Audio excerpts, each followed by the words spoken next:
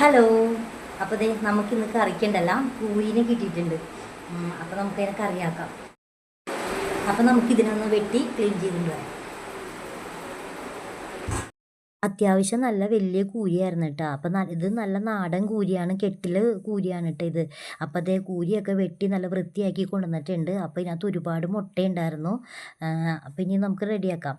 അപ്പോൾ അതിന് വേണ്ടിയിട്ട് നമ്മൾ സവാളയും പച്ചമുളകും ഇഞ്ചിയും വേപ്പില എടുത്ത് വെച്ചിട്ടുണ്ട്. പിന്നെ തേങ്ങാപ്പാലും കൂടി എടുത്ത് വെച്ചിട്ടുണ്ട്. പിന്നെ മുളക് പൊടിയും മഞ്ഞൾപ്പൊടിയും കൂടി ഇങ്ങനെ ഇത്തിരി നനച്ച് വെച്ചിട്ടുണ്ട് കേട്ടോ. അപ്പം ഞാൻ ദേ സ്റ്റവ് കത്തിച്ച് ചട്ടി അടപ്പത്ത് വെച്ചിട്ടുണ്ട്. അപ്പോൾ ദേ ഞാൻ വെളിച്ചെണ്ണ ഒഴിച്ചിട്ടുണ്ട് കേട്ടോ. ചട്ടി ചൂടായപ്പോഴാണ് കേട്ടോ വെളിച്ചെണ്ണ ഒഴിച്ചേക്കണത്. ഇത് നന്നായിട്ട് ചൂടായി വന്നിട്ടുണ്ട്. ഇനി അതിനകത്തേക്ക് നമുക്ക് പച്ചമുളകും ഈ അരിഞ്ഞ് വെച്ചേക്കണ സവാളയൊക്കെ കൂടി ഇട്ട് കൊടുത്തിട്ടുണ്ട്. നല്ലോണം ഒന്ന് വാടി വരട്ടെ.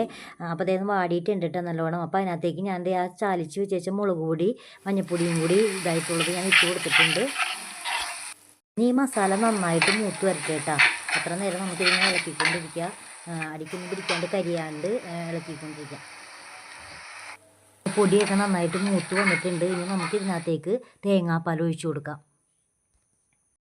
ഇത് നമുക്കൊന്നും കൂടി നന്നായിട്ട് മിക്സ് ചെയ്തിട്ടുണ്ട്. ഇപ്പോൾ അതിനകത്തേക്ക് നമ്മൾ ഇത്തിരി തേങ്ങാപ്പാലും കൂടി ചേർത്ത് കൊടുത്തിട്ടുണ്ട്. ഇനി നമുക്ക് ഇതിനകത്തേക്ക് ഉപ്പിട്ട് കൊടുക്കാം. കുറച്ച് വെള്ളം കൂടി ഒഴിച്ച് കൊടുത്തിട്ടുണ്ട്. ഇനി ഇതേ കുടംപുളിയും കൂടി ഇട്ട് കൊടുക്കാം. ഇനി നമുക്ക് അത് തിള വന്നിട്ടുണ്ട്, ചെറുതായിട്ട് തിള വന്നിട്ടുണ്ട്. ഇനി നമുക്ക് വെട്ടി വെച്ച കൂരി നമുക്കിനി ഇതിനകത്തേക്ക് ഇട്ട് കൊടുക്കാം. അപ്പോൾ വെള്ളം കുറച്ച് നേരത്തെ ചേർത്തായിരുന്നു ഞാൻ. കാരണം അതിങ്ങനെ കൂരി കുറച്ച് കൂടുതലുണ്ടായിരുന്നു. അപ്പോൾ അതിങ്ങനെ മുങ്ങണമല്ല, ഫുള്ള് മുങ്ങണ്ട, വെള്ളം ഒരുപാടായാലും കൊള്ളൂല. അപ്പോൾ അതേ ലെവലാക്കി വെച്ചിട്ടുള്ളൂ കേട്ടോ. ഒരുപാട് വെള്ളം ഒഴിച്ച് കഴിഞ്ഞിട്ടുണ്ടെങ്കിൽ പിന്നെ പറ്റാനൊക്കെ പണിയാണ്. അപ്പോൾ നമ്മുടെ കറി ഇതേ അത്യാവശ്യം തിളയൊക്കെ വന്നിട്ടുണ്ട്. ഇനി നമുക്കൊന്ന് മൂടി വെച്ച് വേവിക്കാം. കറി എന്തായെന്ന് നോക്കാം. അപ്പോൾ ദേ കറി ചാറൊക്കെ വറ്റി നല്ല സൂപ്പറായിട്ടുണ്ട്. നല്ല എണ്ണയൊക്കെ തെളിഞ്ഞ് നല്ല അടിപൊളിയായിട്ടുണ്ട്. അപ്പോൾ നമ്മുടെ ദേ കൂരിക്കറി നല്ല റെഡി ആയിട്ടുണ്ട്.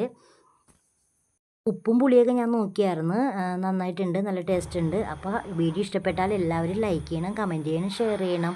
അടുത്ത വീഡിയോ ആയിട്ട് വീണ്ടും കാണാം.